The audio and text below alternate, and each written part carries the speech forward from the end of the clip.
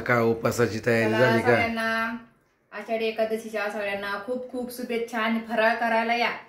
तर म्हणलं माय आज काय केलंय फराळ, तर चिवडा तळलाय हो का सकाळ धरणं.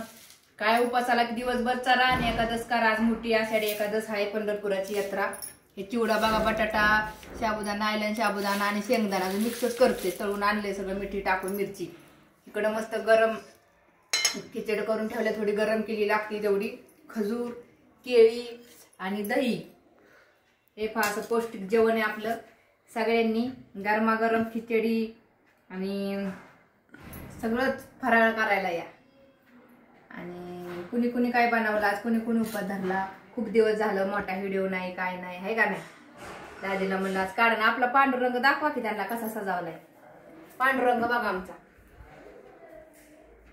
पांडुरंग आलाय आमच्या घरी, आहे का.